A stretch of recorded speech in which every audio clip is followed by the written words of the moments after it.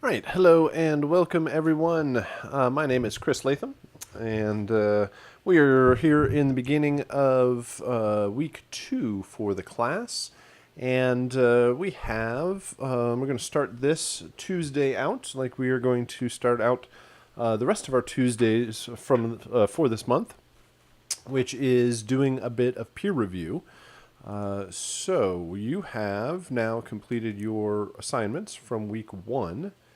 And I have, let's see, I have 9 different submissions, which is excellent. We have lots of different things to discuss for this round. And I'm going to start out by talking about them as a whole, about what we can listen for from each one of these, and then we'll go through individually. And then we're going to turn it over to the discussion of the new assignments for week 2, your new compositions. So if you have any questions as we're going along, please let me know. You can see each individual has their own track and the 9 audio files that represent the music for their 2D platformer composition. Just in the way I have this laid out, these over here, this kind of column is all of the main loops. You can see these are a little bit longer. These are 8 bars long. These right here in the middle, these are all of the, well, these all should be intros, but I got a few outros in there. These should have been spelled endings. That's why they came in. And the only reason that they're in this order is because this is how they alphabetically import. These should all be endings. Endings, although there's a couple of intros. So let me switch those around real quick. Oops. Come on, Logic. Keep up with me. These are my outros. These need to be moved over here. Okay.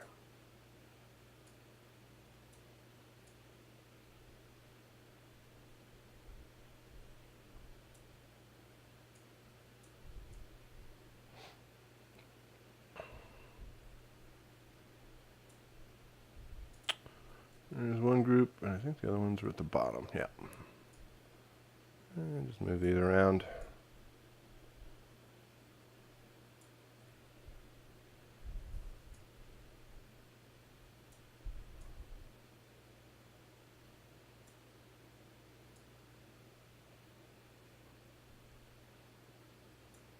Wow, why is that so painfully slow?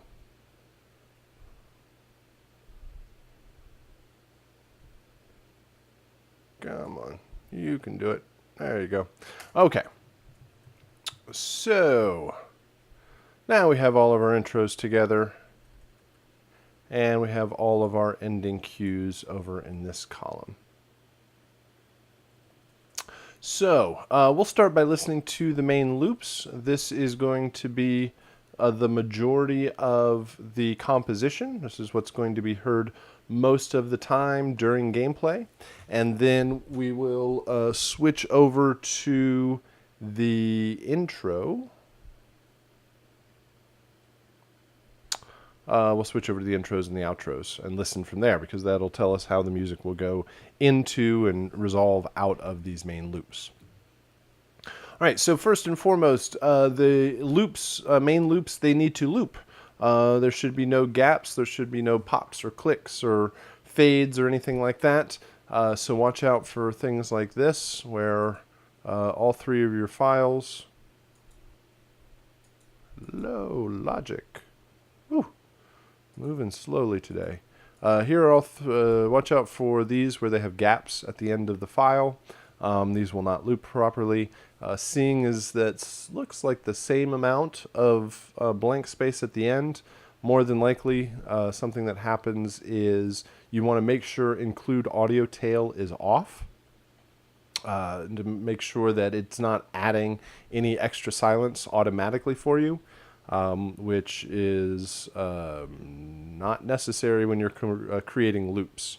So make sure that that is off when you bounce, because otherwise I'm going to guess that these are probably going to loop. They look like they're the same length, each one of them.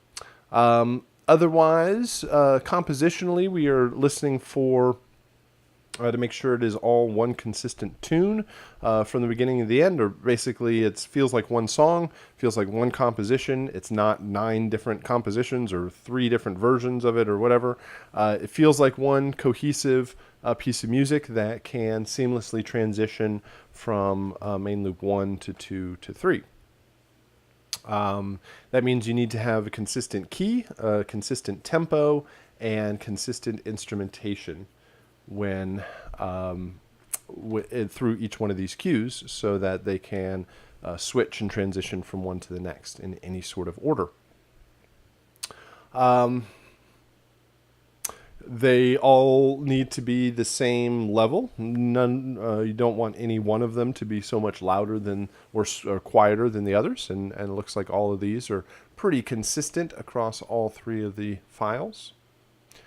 Then we have the intros. The intros are 2 bars. They are meant to rise. They are meant to rise or build into the main loop cues. So wherever you start with the main loop, that is the point that you need to end with the intros. The intros need to be similar. They need to be a similar tempo or energy level, or have similar instrumentation.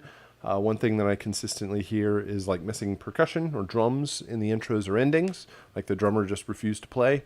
So you want to make sure that you have comparable instrumentation going through the intros, from the intros through the main loops and through the endings.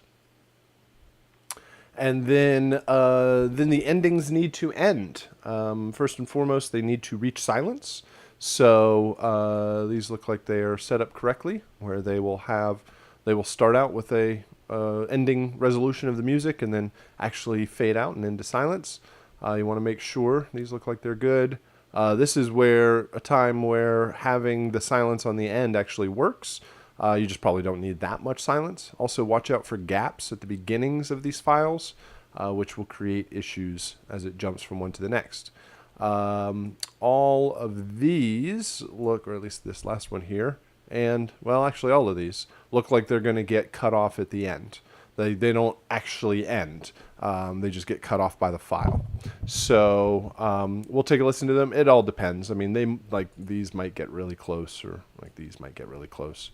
But anything where there's just a hard cut at the end of the file, you certainly want to watch out for that. These look like they get pretty close to silence. Maybe those two. We'll see. Obviously, looking at the waveform doesn't tell the entire story. What else? So we're listening for consistency between intros, the main loops, and the endings. We are listening for the build through the intros, the seamless transitions through the main loops, and the resolve in the endings. So let's go ahead and get started. Take a listen to our first submission here. Zoom way in so we can see what we're doing. Actually, you know what? Zoom back out. Make sure I have everything muted, don't I? Yes, okay. Only want to play one at a time, of course. Yeah. Let's go ahead and give this a listen.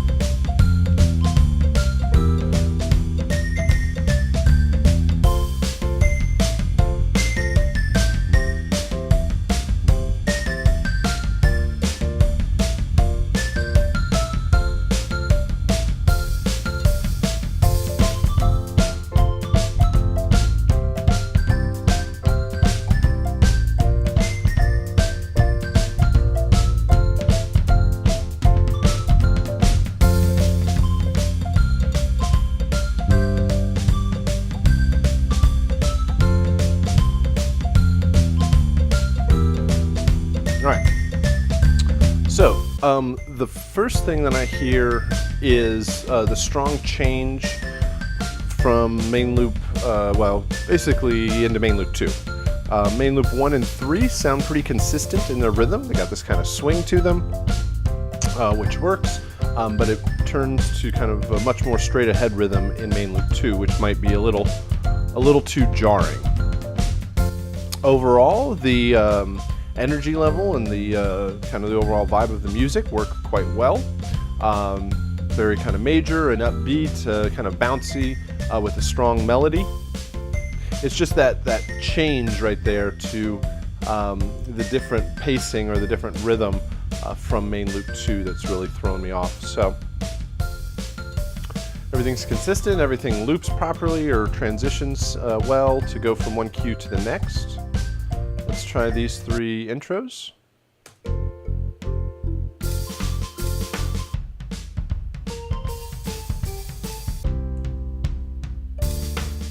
Excellent. You use the first bar as like the drums, kind of the drum build up, and then everything picks up in the second bar, which is good. When I first heard that initial bar, I was wondering where the rest of the instrumentation is, and then it pops up there in the second bar. So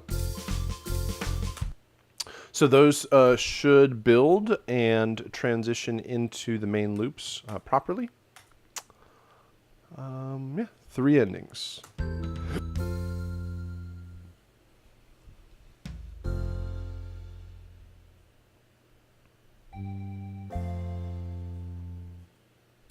I think that they probably end a bit too quickly or suddenly, especially if you're in the just the rhythm that was established previously. Then they just hit a dun dun. So I think maybe the third one. I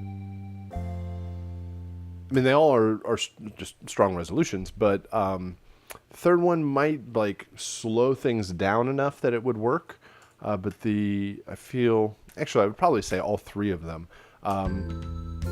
So they end basically on the 2 of bar 1. You probably should extend all the way at least through bar 1. And I often find a solid place to end is actually beat 1 of bar 2. So you got 1, 2, 3, 2. Let's see if that's not even right. 1, 2, 3, 4. Well, I'm trying to figure out. Well, let's go back to your main loops over here. 3, 4, 2, 2, 3, 4. So it would go 1, 2, 3, 4, 2. These just kind of feel like they take the energy that was established in the main loop and kind of hit the brakes very, very suddenly. Also, you should probably take the first bar to use the drums, but have them resolve to a final ending. All right. So overall, I think everything works nicely. Good consistency across all of the files. I think the intros work well into the main loops. A little bit of a question on main loop 2, and then maybe extending out rhythmically the ending cues. Excellent. Good stuff to start with. Let's do the second one.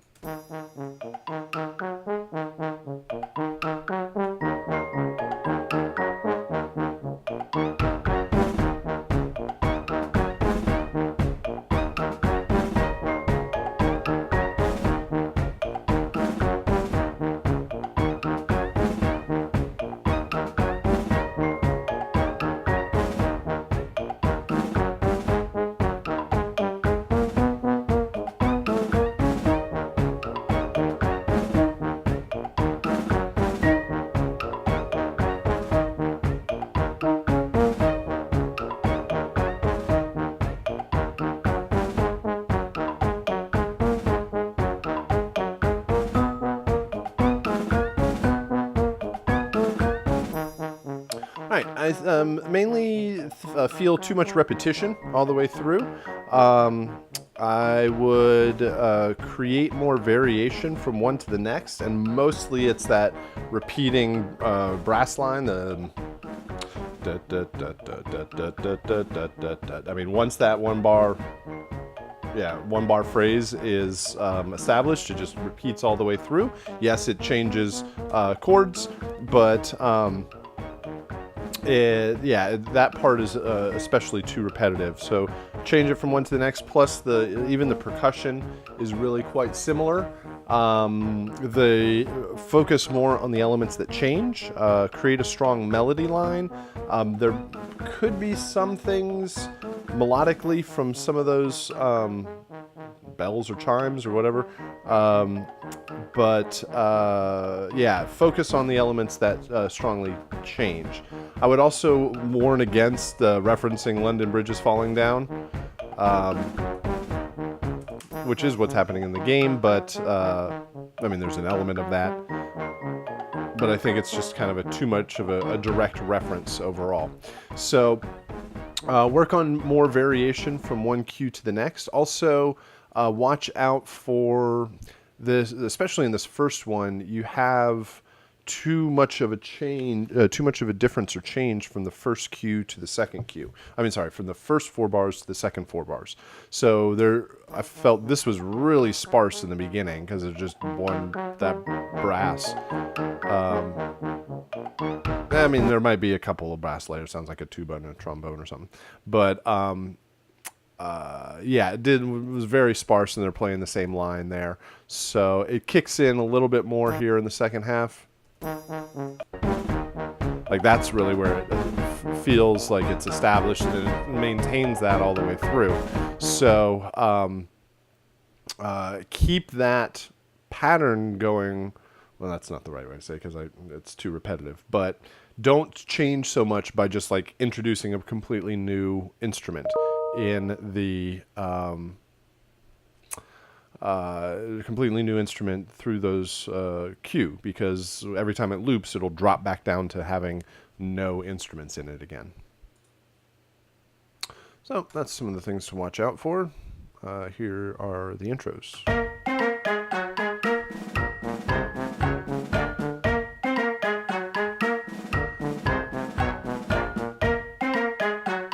Yeah, well, those sound identical to each other.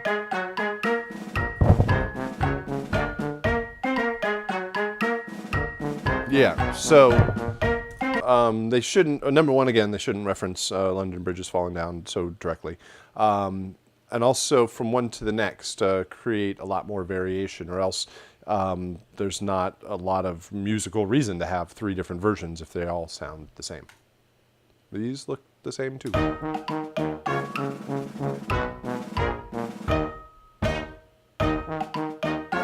Oh, no.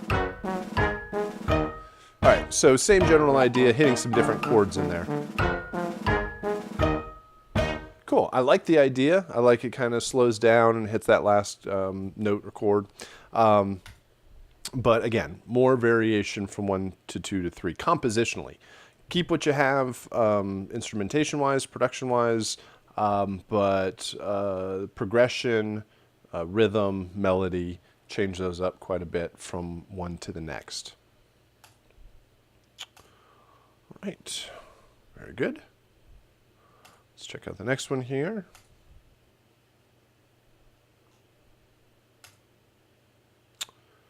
All right, so we got the gaps at the end of each one, but let's see what else we can hear.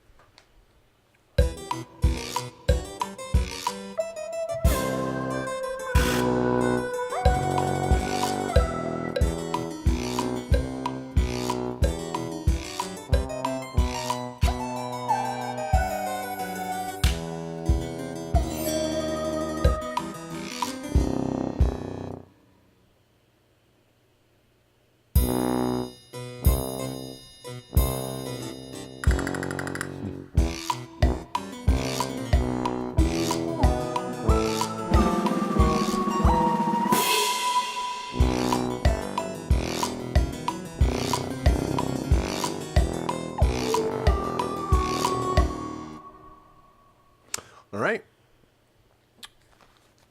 So, production value and compositionally, it sounds great. I like the overall vibe of it. The orchestral kind of percussion in there, and kind of, I don't want to say random, but it's very specific, but not just like a straight ahead rhythm. That works great. I like the harpsichord line. I like, is that like a choir or a voice in the background? Oh no, it's like a kind of vocal portamento synth with a bunch of reverb. It sounds great.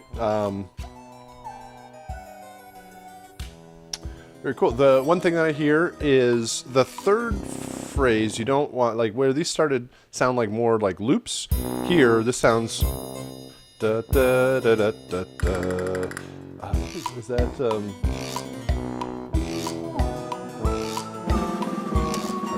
remember, but watch out for that little tag at the beginning, because every time it loops back around, you're going to have that really noticeable phrase.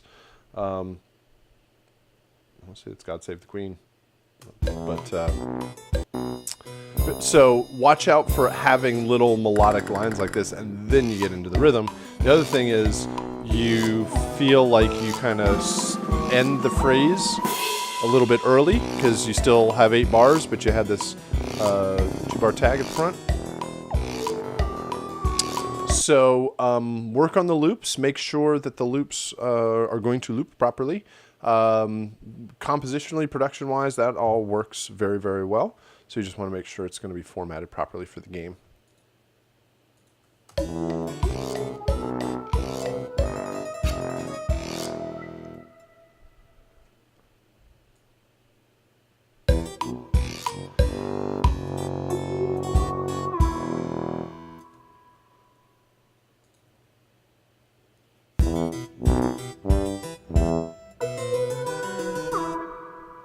So these intros end up sounding more like endings, because you resolve so nicely back to the tonic.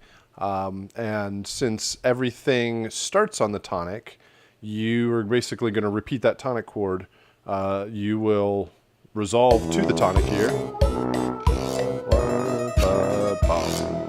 And then it'll start on a tonic. So you probably want to end at a different place, like a 4 or 5 chord, or some point of tension, to then resolve to the tonic at the beginning of whatever the main loop is. So mainly these are ending up sounding too much like endings. Let's check what these sound like. Again, watch out for these little gaps at the beginning, which will create issue.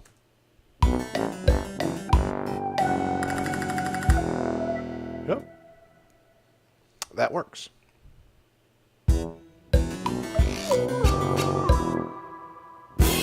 Mm-hmm.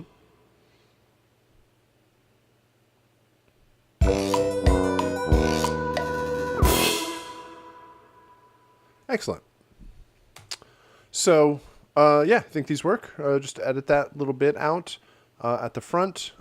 Create more rise or build through these intros. Just check the looping of the main loops. Watch out for the intro, a couple of bars there at the beginning of main loop 3. There we go. Another good example. Actually, one other thing I might say about this one is, with the harpsichord and that ghostly synth in the background, it makes me feel a little bit more like haunted house spookiness than alien invasion overall. But that's really up to interpretation, and would be a discussion with a client overall in what direction they wanted to go. But just kind of was another thing that I considered. All right, let's check out our next one here. We got 3 main loops.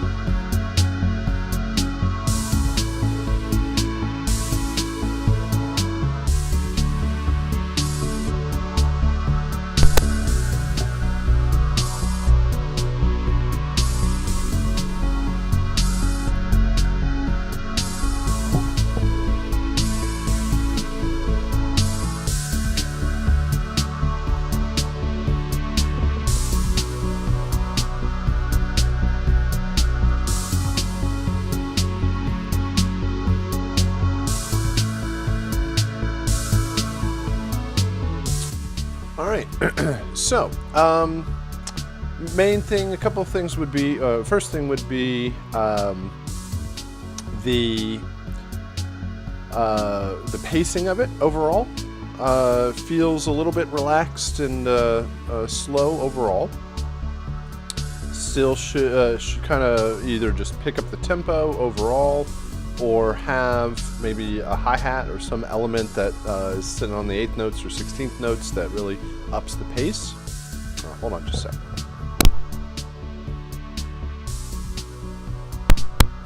And next thing would be a melody, a stronger melody. Really, it feels like an arpeggiator that's following the chord changes. Mainly because it's doing the same pattern over and over again with each chord change. Do, do, do, do, do. Hitting all the notes of the chord, hitting all the chord tones, and just outlining whatever chord change is there. So would definitely work on developing a melody that moves a little bit separately than just the changes in the chord. Well, just the chord changes. So yeah, a little bit of pacing and a little bit of development in the melody. Here are 3 intros.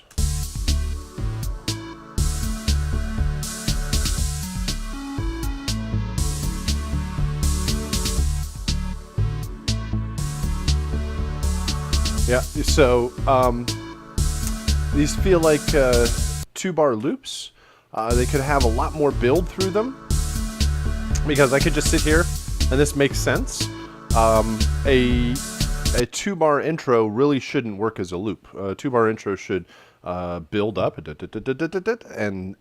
if it would, once it builds up, then it would feel like it falls back down. So these feel like consistent all the way across, when your intros should feel like they rise. And then you are in the 2nd bar already starting to do the repeating pattern that it comes through. Well, I say an arpeggiator, you might actually be writing all those things out, since you do kind of change it in the first half of it. But yeah, just watch out for those repeating kind of rhythmic phrases. And 3 ending cues.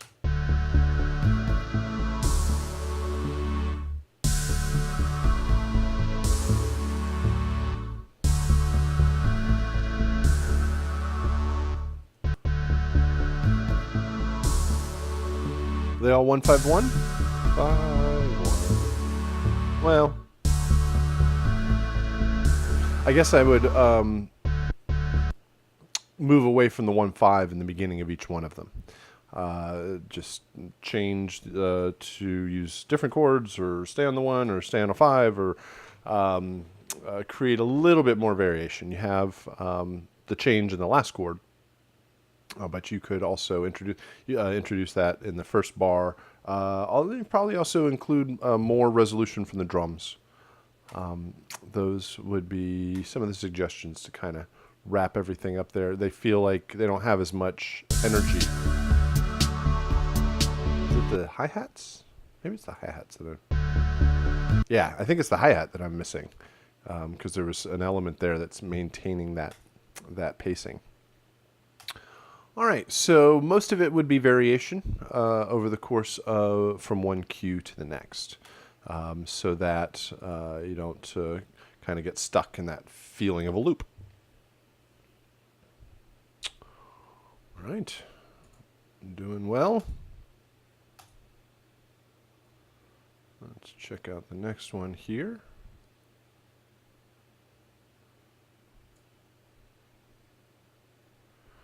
All right, let's listen to the main loops.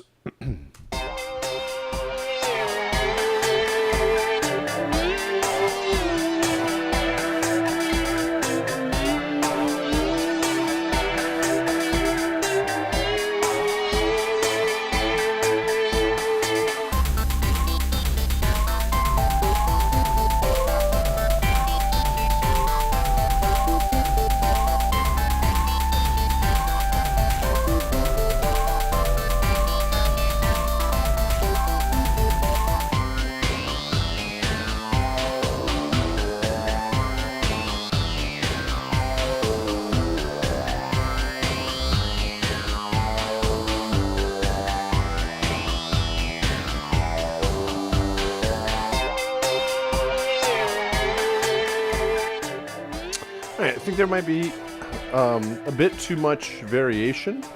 A bit too much variation from one cue to the next. Most of that well, I was going to say most of it comes from the rhythm, but yeah, the lead line changes. So I would maintain one of these ideas and then just change the composition. Or you could take like a couple of the elements from the cues and just make sure it's in all of them, and then have one of them focus on one particular synth and the other one focus on another lead line or another instrument or whatever it is. So I'm not... the first one kind of throws me off. It's quite thin sounding, like there's not a lot of bottom end to it. Plus it has this very portamento gliding lead synth that that feels kind of out of tune at some points. So watch out for that. This one has a pretty good groove with the arpeggiated lines and the more kind of staccato feel to it. It's got a good has a good bass line. So I'm more of a fan of 2 and 3 and creating some variations of those. I don't mean to say that you just need to take one of them and just do that 3 times over. There's some cool ideas in these two that I would not completely like maintain the same drum kit, but you can change the lead sound. One of the main reasons for the challenge of having such different instrumentation in main loop 1, 2, and 3 is that if you have the same, you either have the same instrumentation on all 3 of them and it doesn't match, or you have different instrumentation, or like main loop 1, intro 1 sounds like main loop 1, but when intro 1 plays with 2 or 3, then those could cause issues.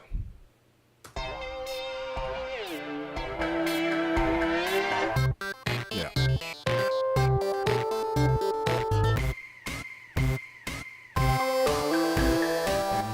Yeah, so I think each one of them works. Probably need a little bit more focus on some drums and percussion to help create that energy and build through these intros. But intro 1 sounds like main loop 1, intro 2 and intro 3 sound like main loop 2 and main loop 3, which is going to cause issue as it jumps around in the game. So I think consistency is going to be your key here. Endings.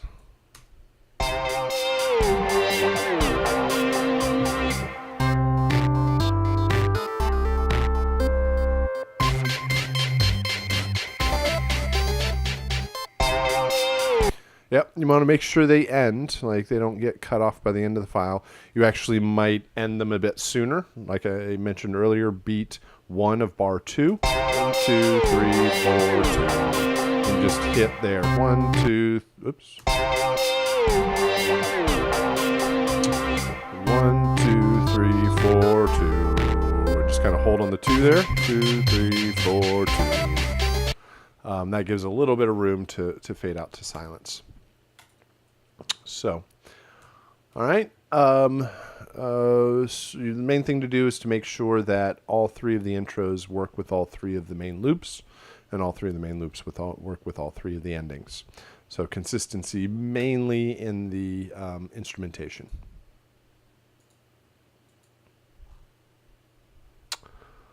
Very good. All right. Let's take a listen to the next one. First thing I see is the overall waveform. It looks like everything is very compressed or just peaks right up towards 0. So let's take a listen here. You want to make sure that this is not clipping. Yeah, watch out for all this kind of flattened stuff up top. Turn it way down.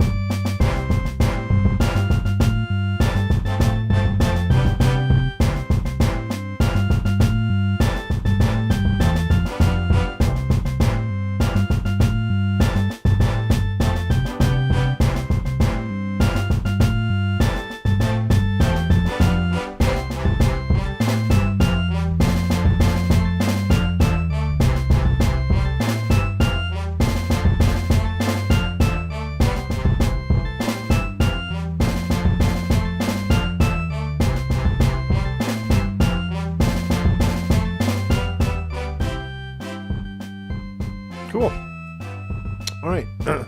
I think from one to the next, there's good changes. But I feel like the first 4 bars and the second 4 bars are too similar to each other. And just melodically, you could develop a little bit farther. Mainly, especially on this first one. You establish that first 2-bar phrase, 2, 3, 4, 2, 2, 3, 4, and then repeat it over again. I think there's a little bit of change, but you can keep the pattern, like the drum pattern. Just develop that, develop that a little bit farther. Then there's some good change here.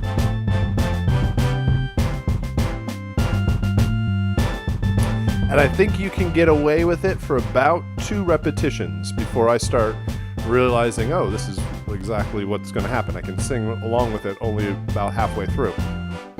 So the changes, you're making solid changes from one cue to the next. I think you can continue using the same pattern in the second half, just developing whatever that melodic phrase that you've established in each one of the main loops.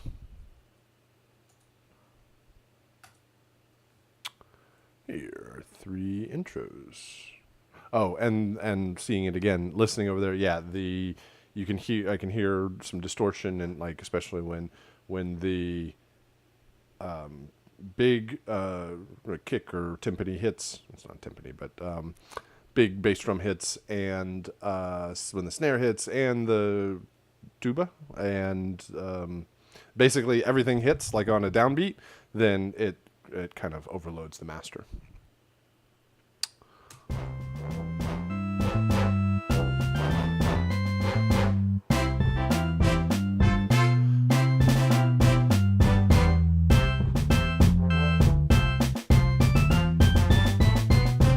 Cool. I think the third one does the best job of building up.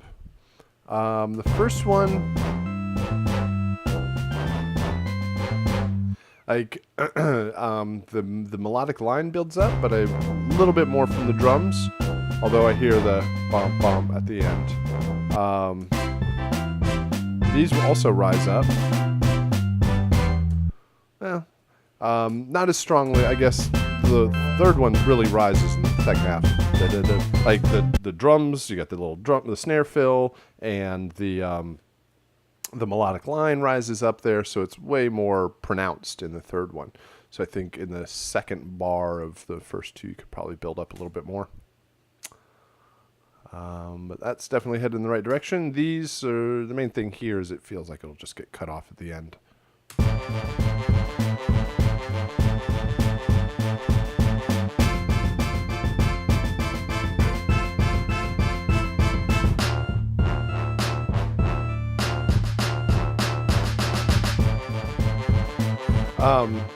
Wow, there's an element of these that I like even as the main loops, like the energy of them.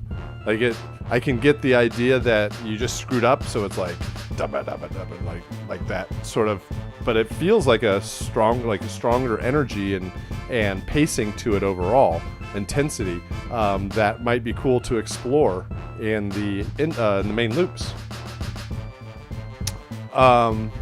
Definitely need to end. Like you probably don't need to be doing most of what you're doing in the second 2 bars or second bar. And then the third one, the snare threw me off. It feels very different, I think, than the snares that you have in the rest of the mix. Is that true? Or maybe it's the same snare. It's just like a different type of articulation on it.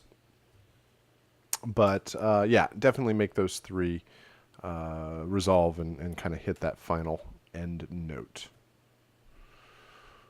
Yeah, watch the mix and watch the development within a cue. All right, nice work.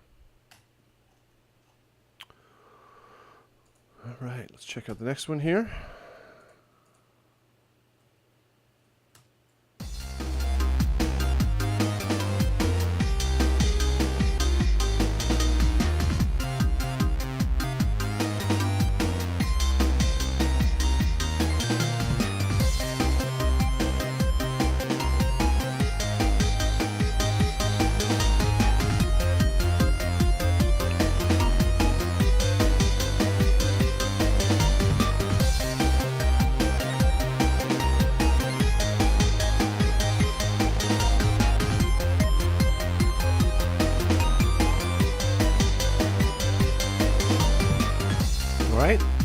Great melody, melodic development, the kind of harmony playing against that melody works out very well. Great kind of energy and pacing to the music. Feels like a 90s era kind of racing game or action game, platformer game. So I definitely think it hits the mark overall. It's got a little bit of a minor tonality to it to give that intensity. But it's still kind of upbeat enough that it's just not all dark and depressing by any means. So good stuff there. Not too much to complain about. Everything looks like it's going to loop and transition and play back correctly.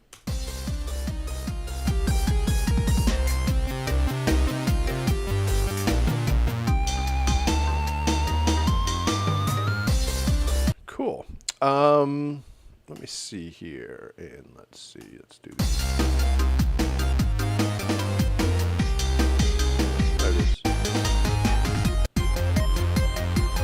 The thing I was listening for was the hi-hat here, because I don't know, is that a different hi-hat than what's over here? Or it's like here?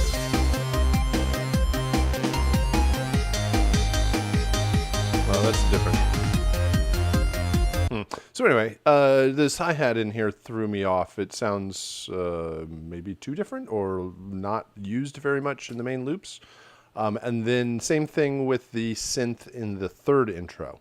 Doesn't really, I mean, there's the obvious main synth in the main loops and also present in these two intros.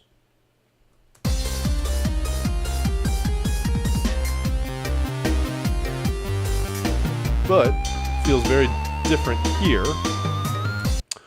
which is, I mean, it sounds good, but I would be concerned that it would, when it's like however many variations you end up having, and like it's randomizing all around, it would be like out of place. All of a sudden, you'd hear this different synth. So, just something to consider. This first one looks like it is going to end properly, but the other two are going to get cut off. Cool.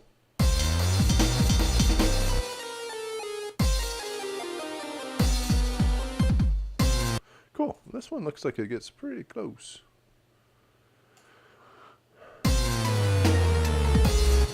That's fine.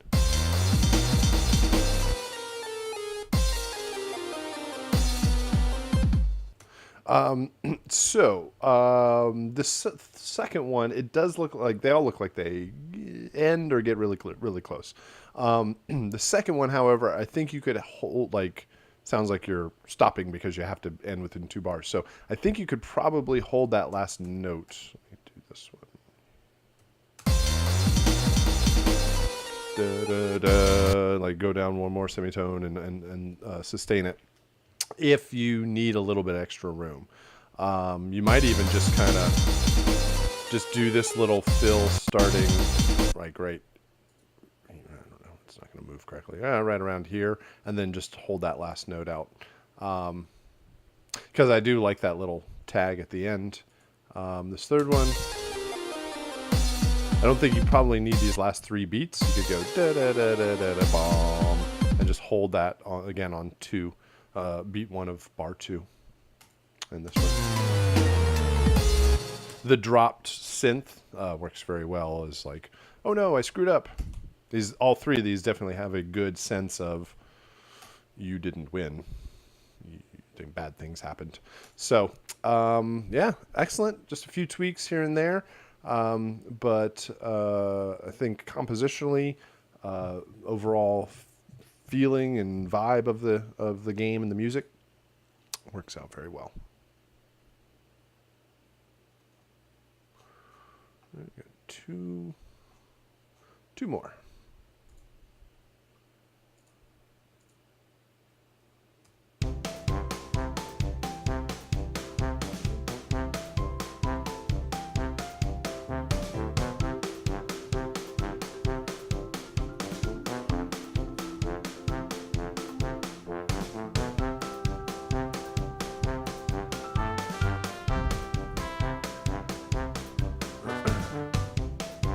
All right, main thing I hear is that these only feel like they're 4 bars instead of 8 bars.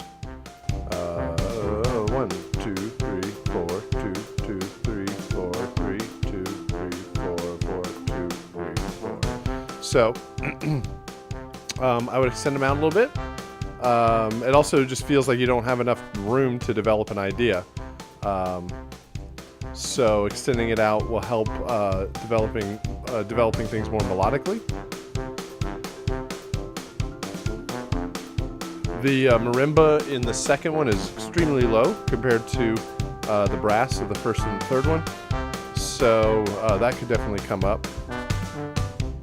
And then changes, I don't know that you want to change the drum pattern, but maybe changing the tuba to give just some more variation. Because once those are established, they just kind of repeat over and over again. So look for, so you got to double each one of those out and then look for room for development. Don't just take what you did in the first half and put in the second half. 3 intros.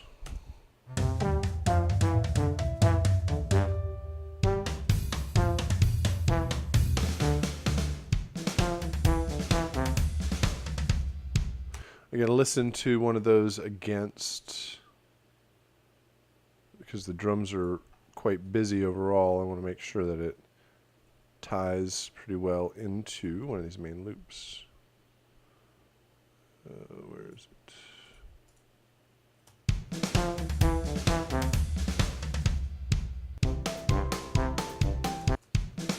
I guess I got to get real close here. Oh, jeez. Make sure, oh no, don't move both of them. What are we doing here? Oh, Logic, why can't you read my mind and just know where I want to place this?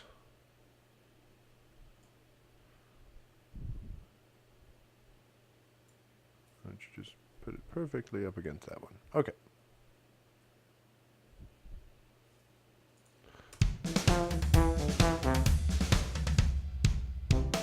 Yeah, it feels rhythmic.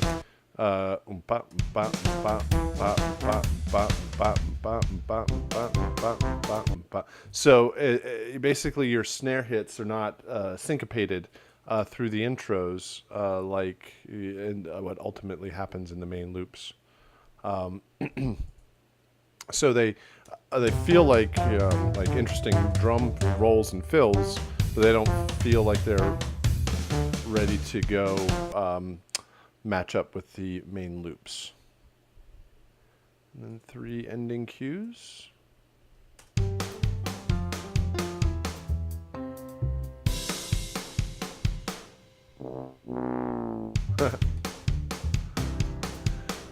Alright, so I think the drums feel like they just kind of stop. They don't resolve. You have good little ideas at the end here, although this one kind of just keeps playing until it stops. Like you could probably hit the last chord and stop the drums with a cymbal crash on this note right here. Da, da, da, bomb, and just kind of hold that. I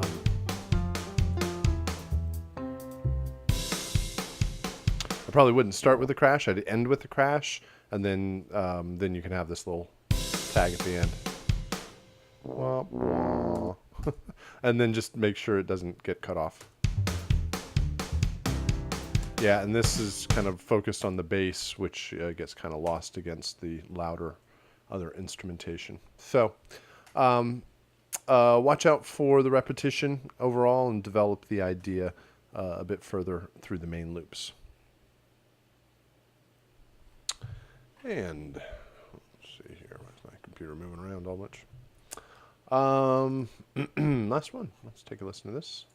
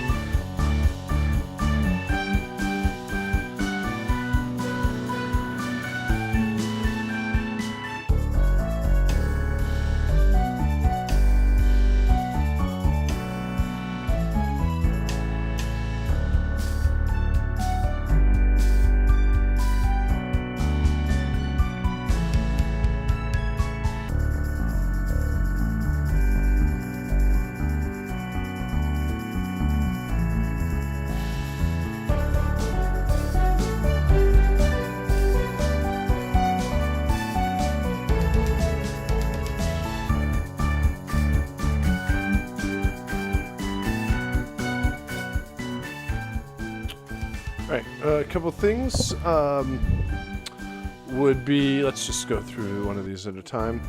This one would be the kind of the repetition of the chord changes, just like the same pattern on the chord changes, outlining the chord tones. Like you should have the melody move away from being so directly connected to the rhythm and the chord changes.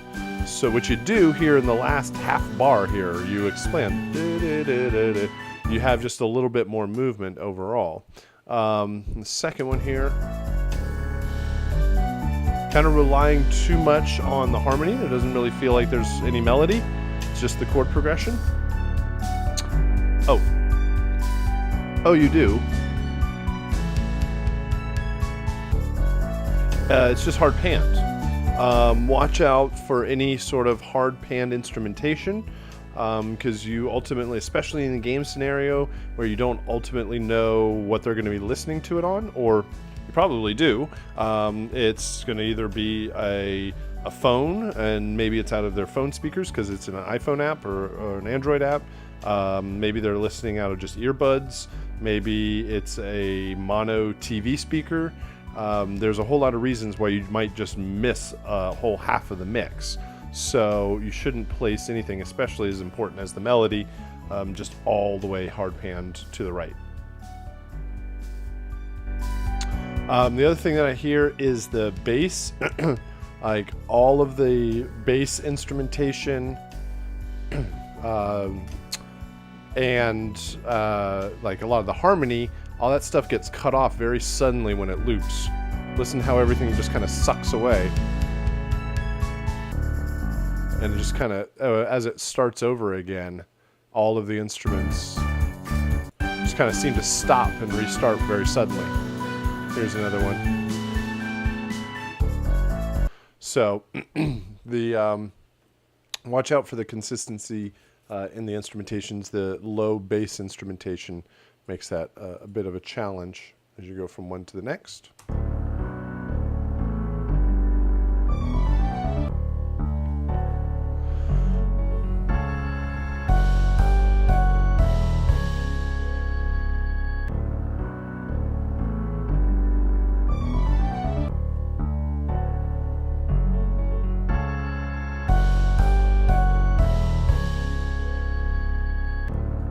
So the first one here feels like it goes in a downward direction, which often doesn't give the sense of a kind of rise or an intro. It's like headed down towards the tonic. And then you got a real tense chord in the last one of intro 2. And this one also feels like, because it kind of holds on that last chord, also feels like it's an intro, or sorry, an ending that's sort of heading towards resolution. Use drums.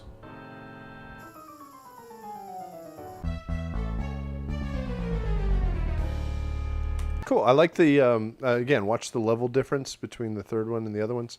I do like the falling motif, and you probably can start that from the very beginning of a cue, and to give you enough room to hold that last kind of dissonant chord at the end, to give you a sense of finality to the whole thing. All right, so a couple of structural things as it moves from one to the next. Watch out for following the chord changes too closely overall, but overall, very nice work. I like having a good number of submissions here. Gives everybody an idea of what everybody else is doing. I think having and submitting your own composition for feedback is wonderful for the individual, and there's an opportunity to discuss and ask questions and all that sort of stuff. But I really also think it helps everybody to see everybody else's versions. You can see good stuff and bad stuff and things to try that you might not have even thought of things to definitely not try that you might not have even thought of.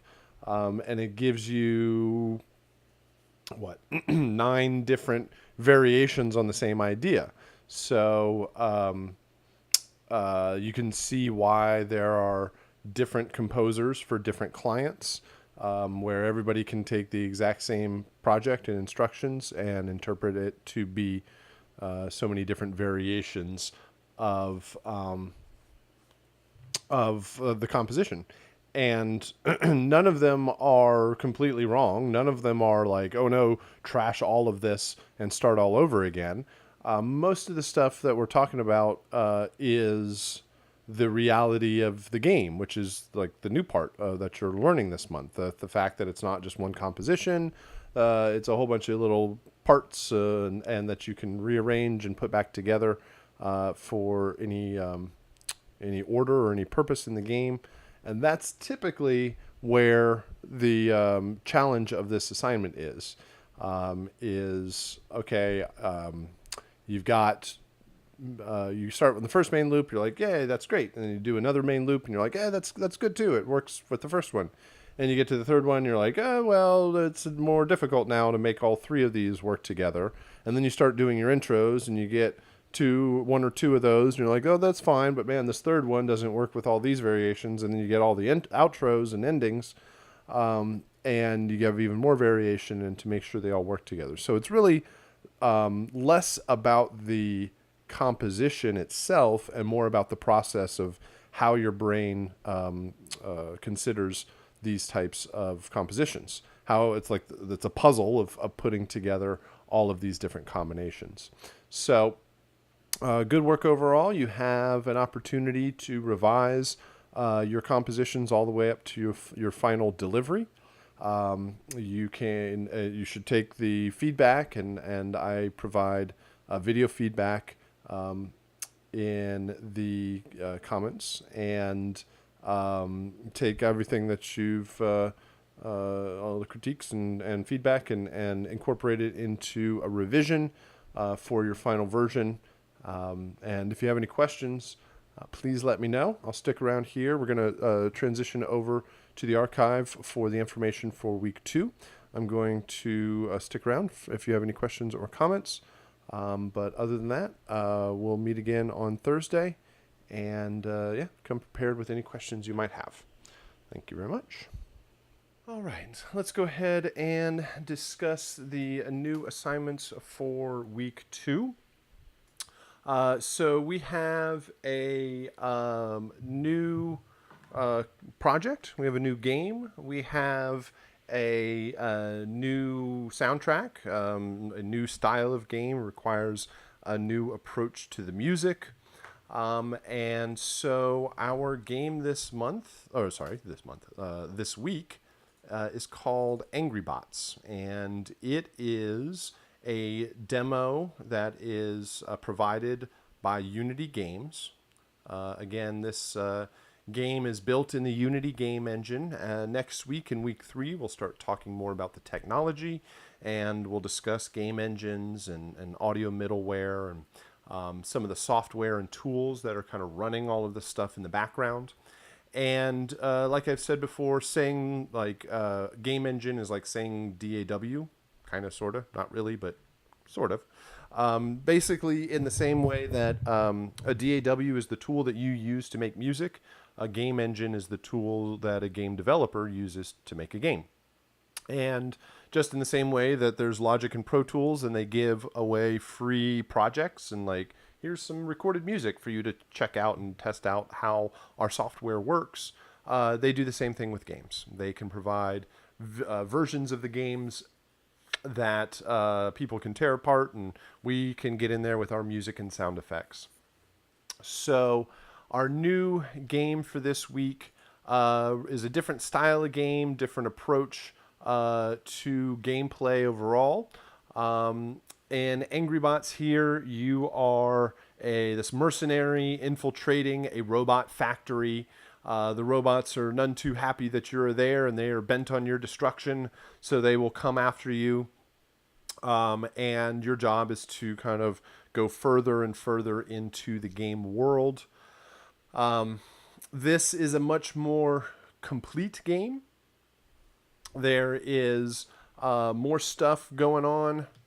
Let's see here. Where am I? More stuff going on than 2D platformer, or more like there's like a beginning, a middle, and an end. Where 2D platformer, the score would just go up and up and up. This one, there is like an ending to it. You can actually beat the level. It's not a full game. It's just like one level of what would be a much larger game. But it takes about 5 or 10 minutes to complete the first time. And this one is kind of a much more futuristic, techie designed world. Lots of kind of sci-fi influences, robots and explosions and lasers and rocket launchers and sliding doors and technology and all sorts of interesting things for music and sound design. It's not probably an all ages, family friendly kind of game. Much more kind of dark and intense. And our main focus with the music is the idea of ambient and action, switching back and forth between lower intensity ambient music and higher intensity action music. And when I talk about ambient music, I don't really mean the style or genre of ambient music. Not like Brian Eno, music for airports, kind of just a slow drone that never changes, never does anything.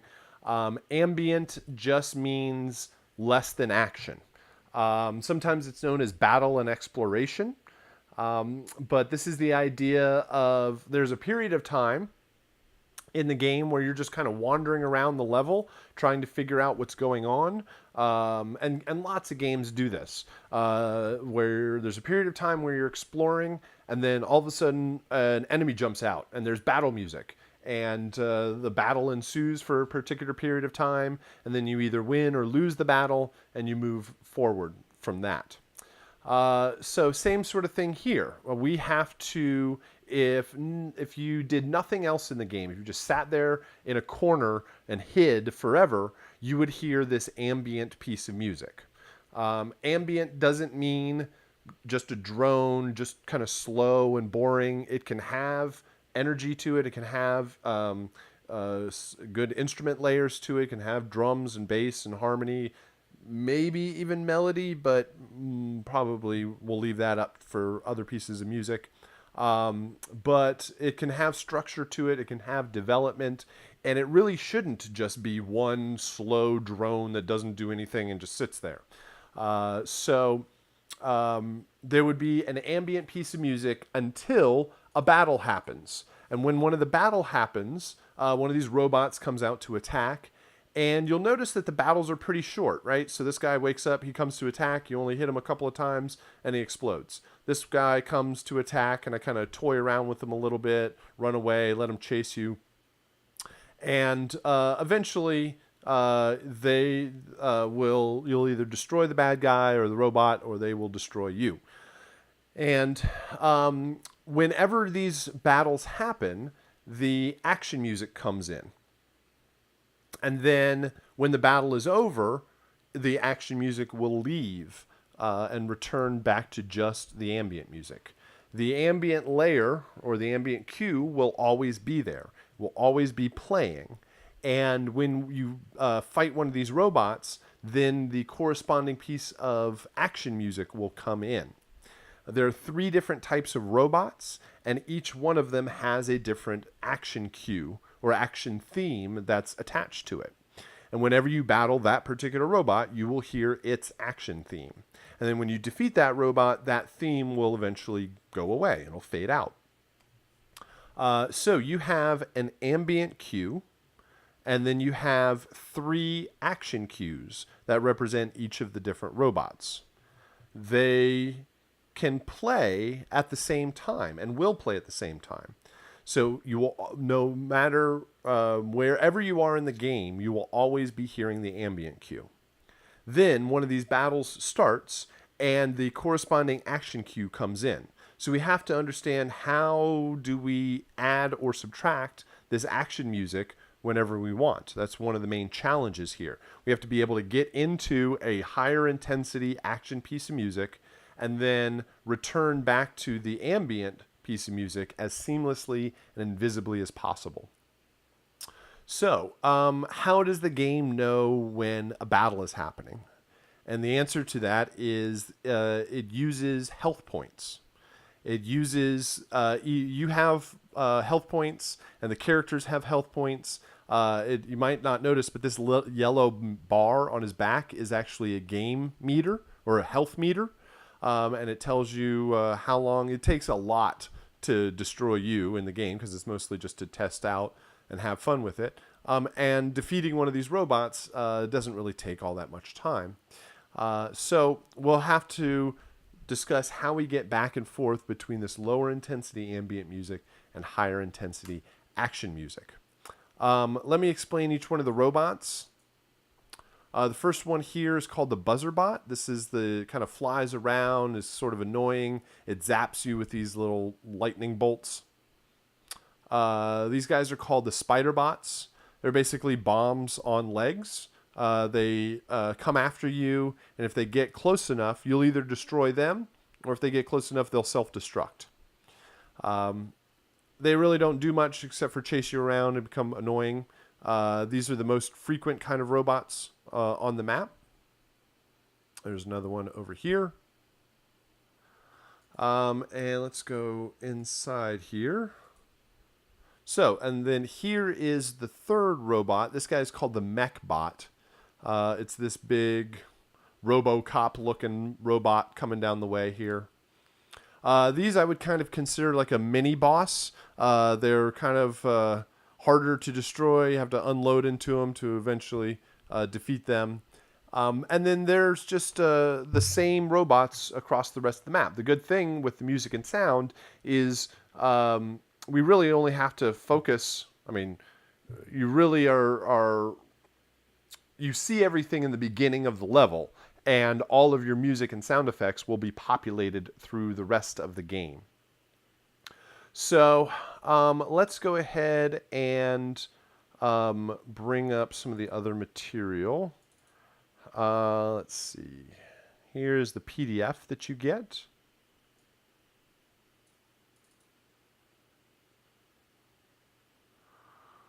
Hello? Is that not working? Shrink down. There you go. Okay. So here's the PDF you get. It discusses all sorts of different aspects of the composition of the project. You have action and ambient cues. Why do I keep turning away? There we go. You have action and ambient cues and a discussion of each one of those. How to play Angry Bots, hopefully, should be relatively straightforward, not too difficult to control. You can use the arrow keys to go up, down, left, and right. You can use the mouse to look around and then left click or just click on your trackpad to fire. There's a couple of listening tracks as reference. Different classic games in the style of this kind of sci-fi action game. Musical style. Here we're really looking and focusing on intensity. We want to make sure that whenever those robots come after you, that it's really powerful and strong and intense. You need to feel like the danger of these robots coming to attack. Nothing too chill, nothing too laid back. Sometimes I hear some music and it's like, hey, robots aren't so bad. Let's go ahead and have a cup of coffee or something like that. And they're like, yeah, sure, that's no problem. Which is not what you want. You want intense and strong and loud, and robots are chasing you around with lasers and missile launchers and all sorts of crazy sci-fi sort of stuff. So you want to match that aesthetic. On the other side of that is another thing that I get that is better, but it doesn't work too well, is like Robot Dance Party, where everything is like super hypey dance and not that dark or intense. It's like party time, and that doesn't necessarily work either. So intense and strong instrumentation.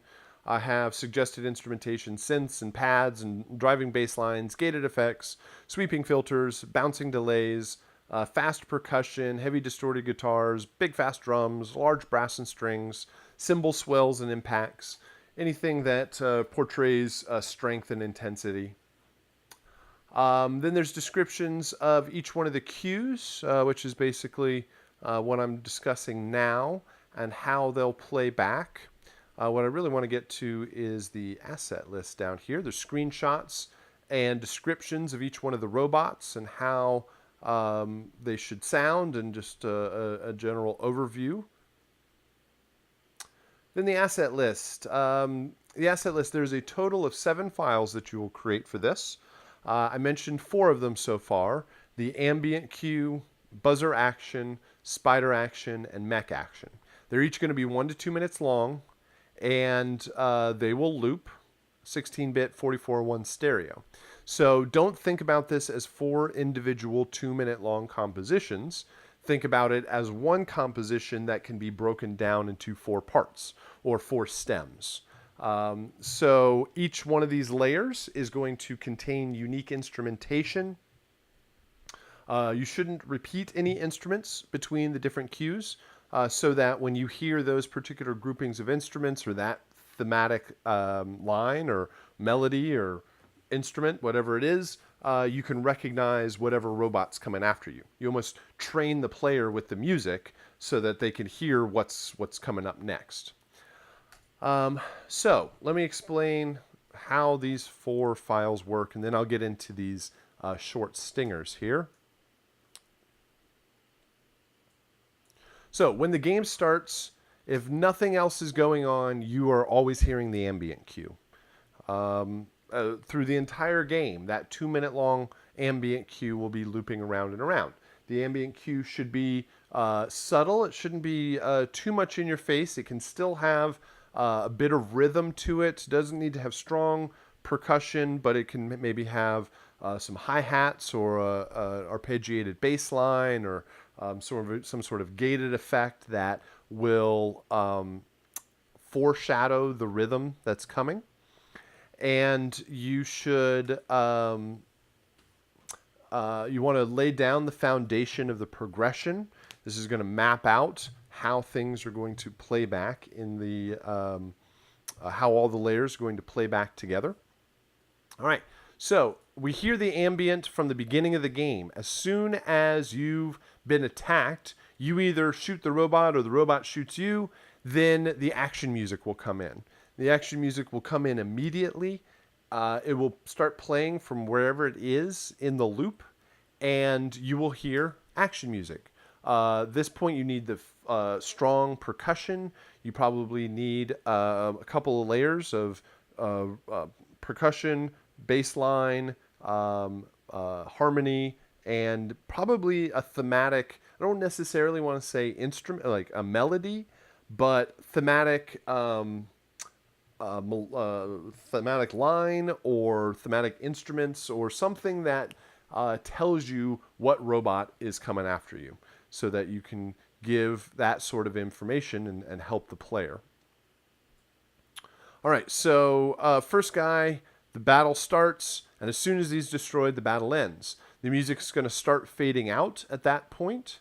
Then these guys jump awake, the spider music will start, and as soon as they're destroyed, it'll stop playing and it'll fade out over time.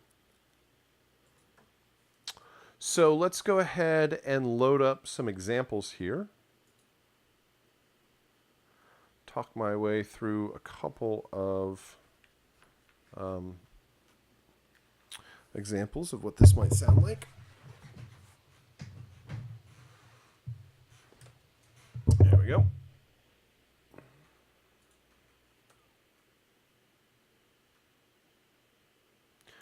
All right, so as stated before,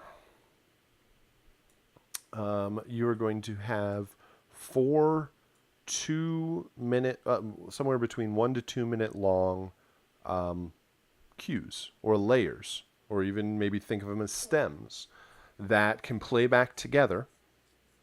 and play at the same time. The biggest challenge here is going to be dissonance and clashing notes. You want to make sure that there's a lot of similarities between these cues. They need to all start at the same time. They need to end at the same time. They need to be in the same key, in the same tempo and same time signature, and they need to all loop together. They need to follow a common chord progression. Because even if they're in the same key, if they're all headed to different chords at the same time, it's going to probably not work so well. So you need to, with all of the things that are the same, key, tempo, time signature, looping, starting, stopping, the things that are going to be unique are your choice of instrumentation. Each cue should have unique instrumentation that's only found in that cue. You really shouldn't repeat any instrument lines. You shouldn't copy anything, because when the game puts it all back together, it's going to double things up. Like if you have the same drum pattern in multiple cues, when you play them all together, then that drum pattern is 4 times as loud as everything else. So make sure that you have unique instrumentation, and then a unique composition. Each cue should have certainly a strong rhythm. That's going to be most of the action part. And then a thematic melodic line, or thematic instrument, or thematic phrase, or something like that, that helps identify whatever robot it is. Probably a bass line to help, although you don't need necessarily a bass in all 4 of them. A chord progression, but you don't also need to put all of the voicing of every single chord in each one of the cues, right? So you write your chord progression, you're going to have 3 or 4 voices per chord. Well, all 4 of these don't need to have all 4 voices every single time. Maybe one of them is just the root, follows the foundation. Another one, you've got the 3rd and the 5th. Maybe another one, you get the 1st and the 5th, if you've got 7ths in there. And you can start, if you write out the chord progression first, you have a basic common structure or skeleton to work from. So let's go ahead and check this out. Just get started here. Let's play. Start with the ambient cue.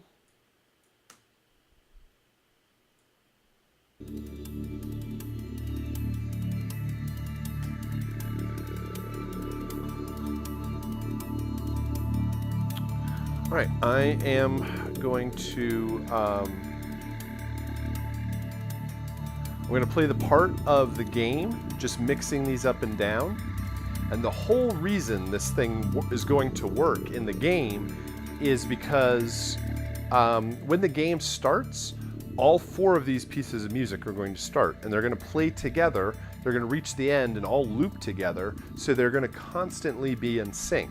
The only thing is, the player's only going to hear this first one at the beginning. The 3 others are going to be silent. Then the buzzer comes in. So let's do this. Game starts.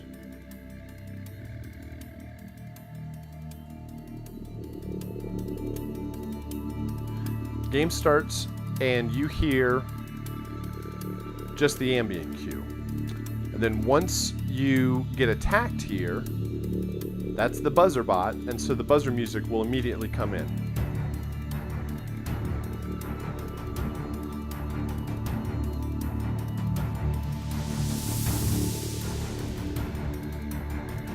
And you're going to hear that buzzer music as long as the battle's going on. And then once you defeat that robot, it's going to start fading out. And the game is going to do this a whole lot better than I can and control it in the DAW. But it's going to fade that out. And whenever that robot attacks, that music comes in.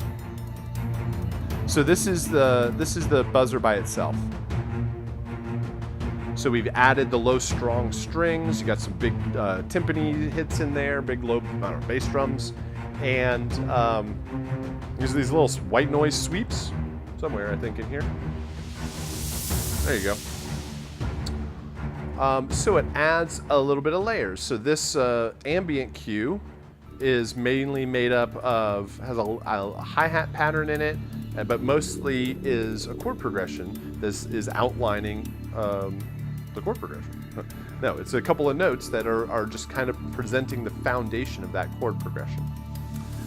Here in the chat, it says, so that means we're making tracks separate, so that means the music can't clash. Yeah, you are probably best to think about it as one whole composition. So what I end up doing in my composition session is I'll set up a region just like this, like a particular length that depends on your tempo of your music, and you'll count out how many bars will fit, how many bars you want to use that will fit with between 1 to 2 minutes, and then just start adding instruments. I would often start out with a basic just piano. Just start writing your chord progression, even though it's going to end up probably a very synthetic and very electronic and all that sort of stuff. Start out with a piano or a basic keyboard patch. Write out your chord progression, maybe write a few melodies that could work with it, figure out what instruments you're going to use, and then just keep stacking them on top of each other so that it becomes one cohesive composition. But eventually they're going to be bounced out separate from each other so that the game can use them individually as it needs to.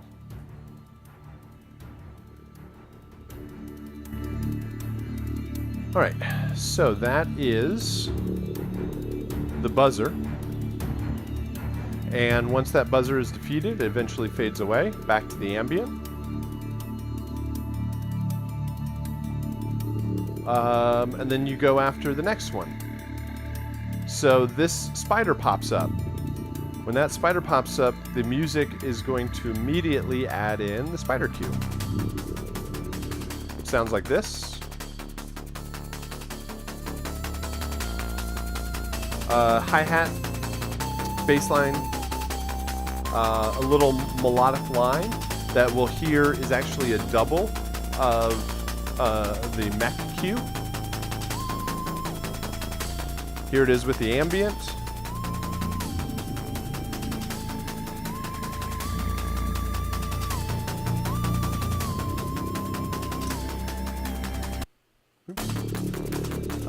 And then this guy's destroyed. Guy chases around a little bit.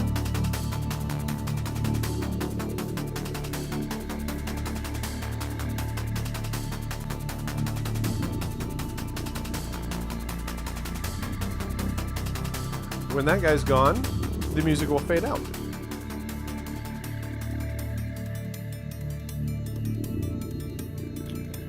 Until you get after this guy. And this guy is the mech bot. And he comes and he attacks, and it sounds like this.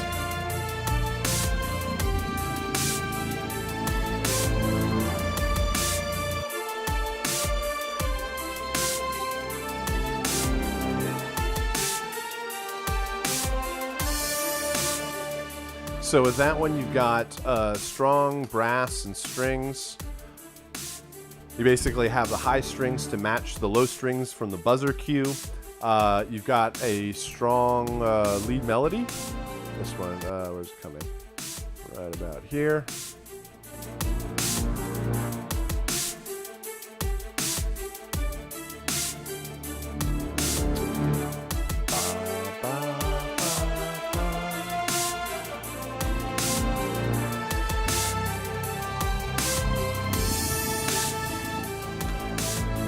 And you also have the ability to have 2 or even all 3 robots on the screen at the same time. So we could bring in the buzzer cue.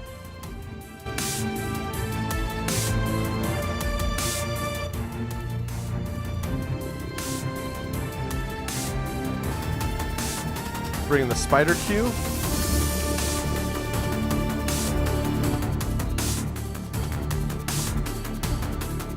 And all 4 of these cues should be able to play together. No clashing notes, no clashing rhythms. Again, think about it as one cohesive composition that with multiple layers that can play at the same time. There are 3 other files that are listed in the asset list. The music buzzer stinger, the spider stinger, and the mech stinger. And those are there to help the transitions from the ambient into the action. The action cues are going to hit quickly, and you do not know where they're going to be in the music. So to help this transition, we add in stingers. And stingers are going to play when the action cue is introduced. So let me give you an example here. I'm going to divide this up like how it will sound in the game. Just kind of set this up so everything is set up correctly. Something like that, something like this. And then we'll put fades. So we got a fade out there,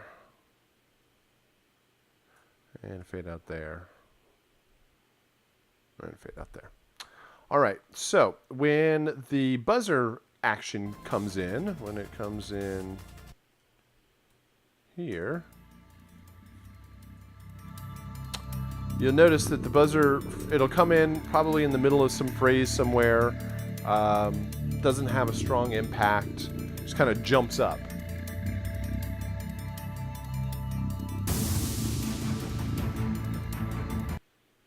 So, oh, I was actually at the end of a sweep there. That's actually kind of luckier than it typically is.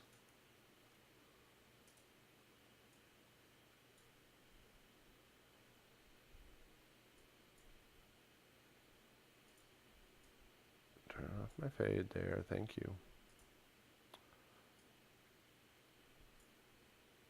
Let's play that again.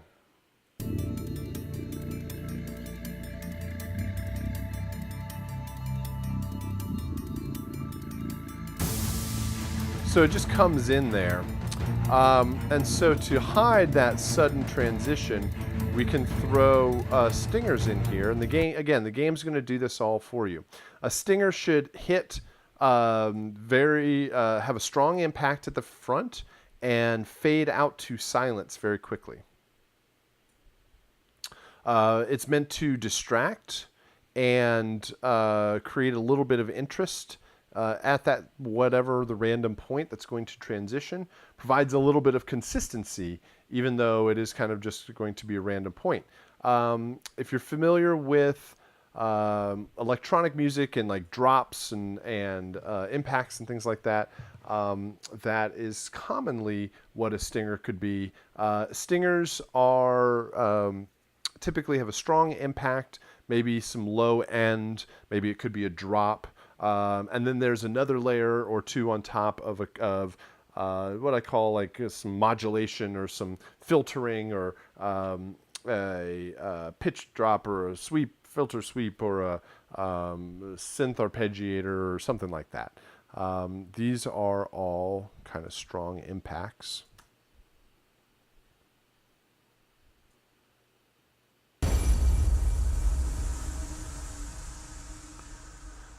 They should not be tonal. They should not be rhythmic, because since you don't know where they're going to be played, it might clash. So a strong hit, lots of reverb, tails out to silence. There's another one. And like I said, they are there to cause a bit of distraction as you're going from one piece of music to the next. So here's what it might sound like when played against the action cues. And again, the game does all of this for you. You just have to create the material.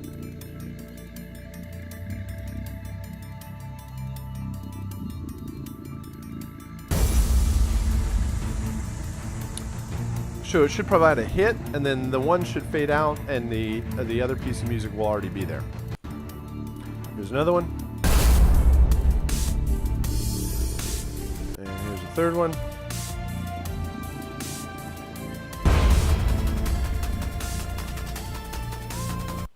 So hopefully that gives you a good idea of where to start with the composition. I'm going to play one more here. Let's get rid of that and this and this. All right, here's another ambient cue. So this would be a good example. This would be a good example to say that the ambient cue doesn't need to be boring. It doesn't need to not move or do any or have any changes to it. Here you can hear the outline of the chord progression. You hear a arpeggiated phrase. You hear some percussion, but it's not like a kick, snare, hi-hat pattern. It is sporadic and meant to provide emphasis. Here is the buzzer cue.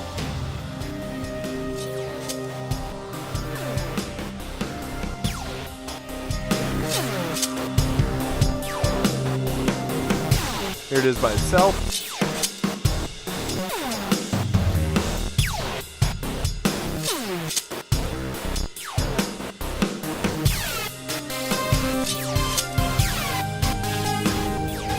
So it follows along, it's got a little melodic line to it.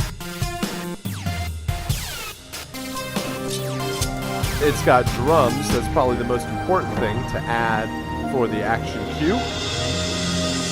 Here's a spider.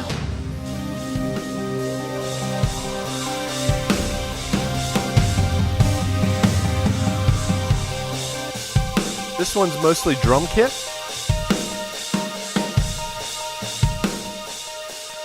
Mostly drum kit, got a lot of crash cymbal in there.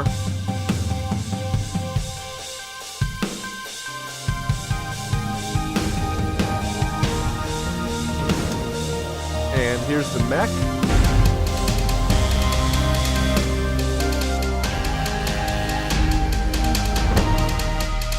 Mech sounds cool, it almost sounds like an alarm going off.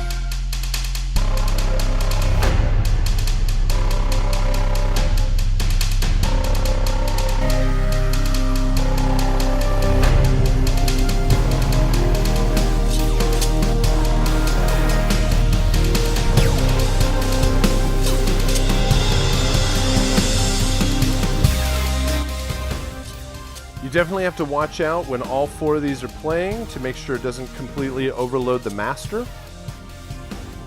But a common progression, a common pace, a common rhythm to it that allows each one of these layers to be added and subtracted at any point. Then the game, whenever a new idea comes into play, it can just fade in the corresponding piece of music as necessary.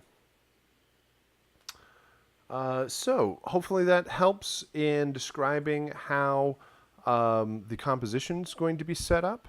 I do want to show off a couple of things with the sound effects for the sound design this week. Please let me know if you have any questions as we go along, or if you're just watching the archive, then you can send me a message if you need any sort of clarification. So that's the compositional side of things. You also have the sound design, creating sound effects for Angry Bots, 22 sound effects. Again, this is, like I said before, because it's a little futuristic and robots and weapons and things like that, explosions, there's a lot of fun opportunity for sound design. So let me just load up the sound effects. And I would suggest that you do something similar to last time, where you would load the original sound effects into Logic and use them as reference. So let's see, I'll close down this session. Don't save. Get a brand new session here. Now, when you go download this assignment, you are going to get a folder that looks like this. It's called Angry Bots Original Sound Effects. And you unzip it and it's gonna have two folders. One is called to replace and the other one is called to use. There's a total of 60 some odd sound effects in the game, and I don't require you to do all of them. You can use some of the original ones to supplement them. So the one that's called to replace, these contain the 22 sound effects from the original. These do contain the original sound effects, but these are the ones that you will have to do for the assignment. And the reason is these are the more interesting sound designy kind of sounds, if that really makes any sense. They are the more obvious weapons and robot kind of sound effects. The ones to use, these are some ambiances and interior shots. Then there's like bullet impacts and ricochets. And then there's also footsteps. So you're probably not going to win any awards off of your footstep design.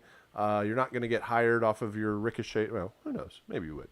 But more likely, this is a focus on the music and the and more important sound effects. So something to consider, but we definitely are going to do and replace to replace. I include the other ones there because you can and are encouraged to do all of it, so that whenever you show this off, you can say, I did everything in this game.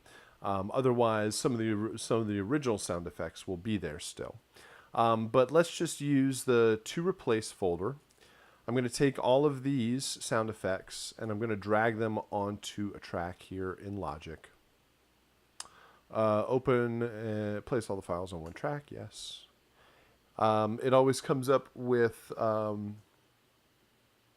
actually this one doesn't. If it comes up and asks you if you need to change your sample rate, just change the sample rates of the files, that's fine. You're going to bounce them out anyway. All right, then once you have the original sound effects on here, you would probably spend some time, you'd probably clean this up a little bit. They don't need to be right on top of each other. So take these and separate them out a bit. Oh, that didn't work.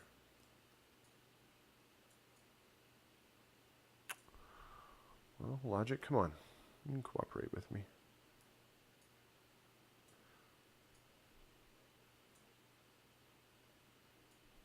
There we go. Do that. Do that. And you don't need to watch me do all of these. But just trust me, separate them out a little bit so that there's a little gap in there. So when you bounce everything, you have a little room. Then you would create a couple of blank tracks down below. And build all of your sound design directly below the original sounds. But listen to the sounds as reference for what they should sound like, how loud they should be, what's the shape or like the waveform look like, how loud is it, how long is it, yeah, just the basic properties of that file. And then you would build your own sound effects down below. I'm going to cheat here and just drag these down. You would not do this. Don't do this. This is a bad idea. But basically, if I were to fake it, these would be all of my effects. And you definitely mute out the originals when you bounce. You don't want the original files in there. They're really obvious to hear. And you have, then you'd bounce these out and you'd have your sound effect.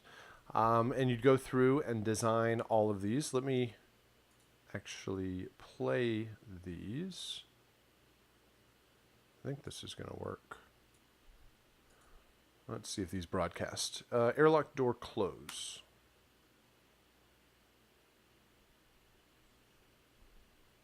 That did not work. Hold on.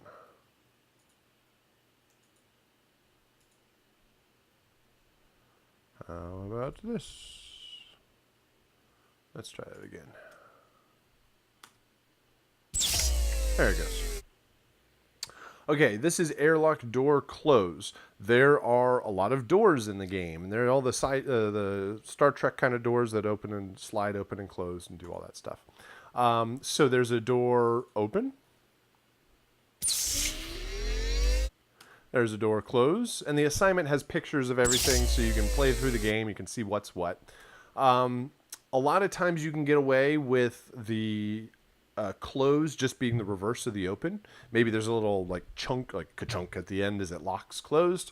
But with these, you can use with hydraulics, pneumatics, servos, motors, those kind of things give you those kind of great mechanical sounds. Ambience, exterior rain.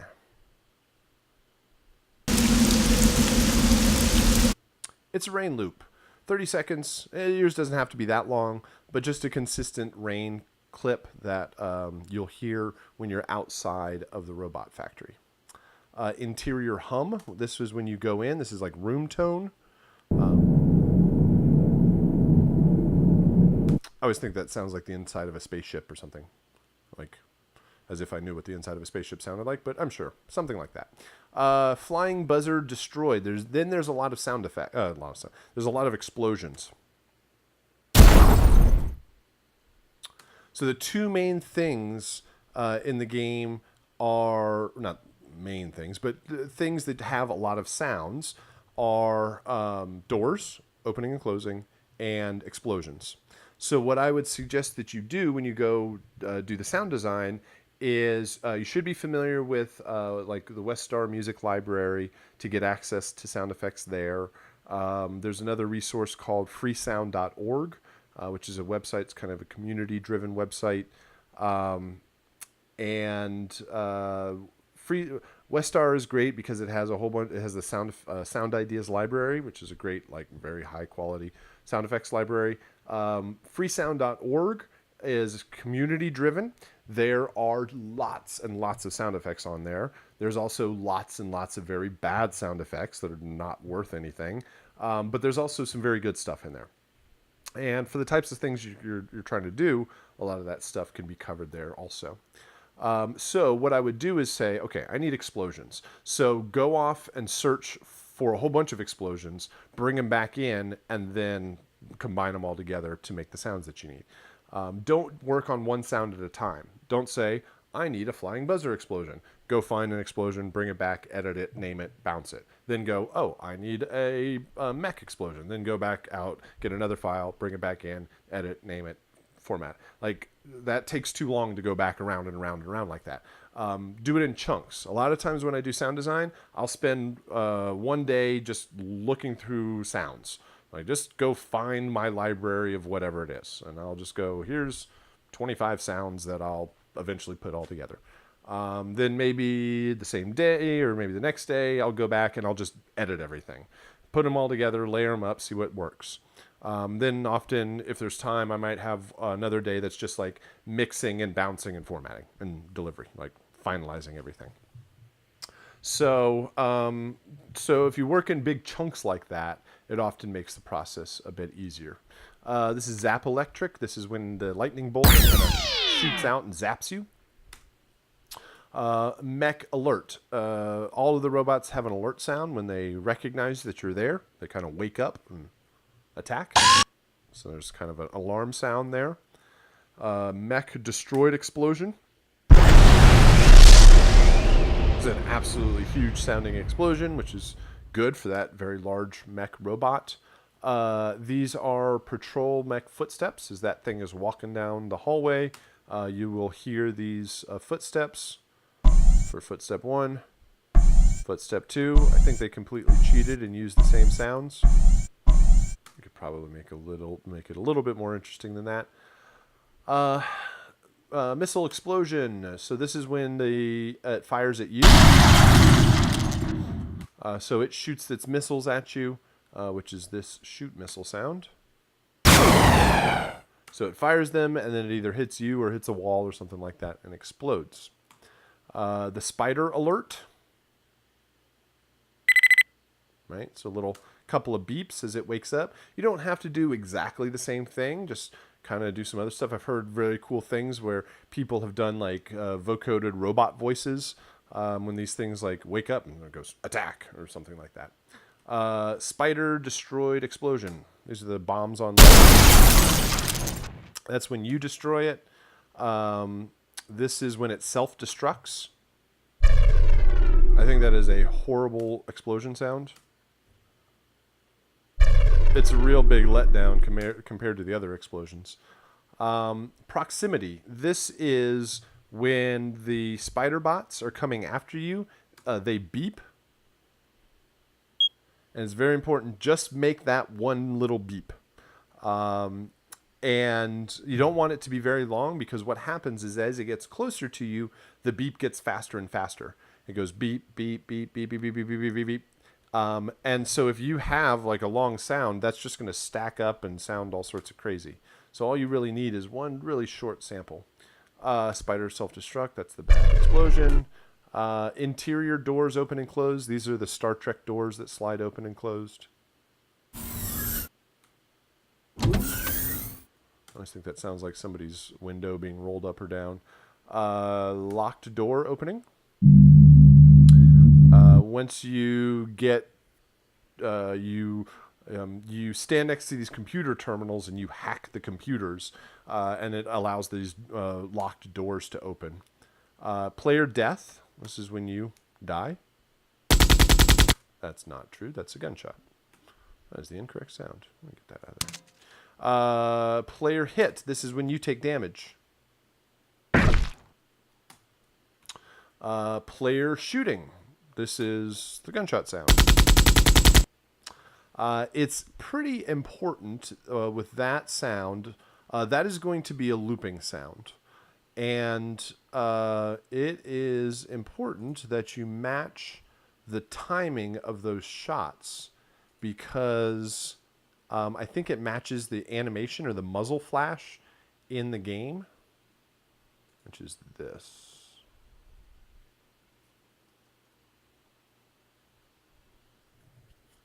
So this is player shooting. Oh, muted. Right, so that's just a loop going around and around. You would probably be best served 1, 2, 3, 4, 5, 6, 7, 8, 9, 10, 11, 12. There's 12 in here. Just build your shots right below that, and just use the same timing so that it creates this kind of smooth loop overall. And the last one is, I think it's the last one. Yeah, terminal hacked. Right, just some sort of electronic sound as the terminal is being hacked. I've heard people like type it on their computers, or it sounds like a keyboard, or there's a voice in there that says terminal hacked. I don't know why a computer would tell you it's been hacked, but whatever. So that hopefully, again, will give you a good direction for your sound design. Always make sure that you mute out the original track. Don't include the original sound effects in there. Create the 22 sound effects for Angry Bots. And I think that should be it. That's certainly quite enough for me for this afternoon. We did the peer review of the submissions, which was always great. Again, it hopefully encourages everybody to submit also for next round. And then we talked about your Angry Bots and your Angry Bots music and sound design. So if you have any questions, go ahead and post them up in the chat, or send me a message. But other than that, let's go ahead and wrap it up there. And I'll see you again on Thursday. All right. Thank you very much.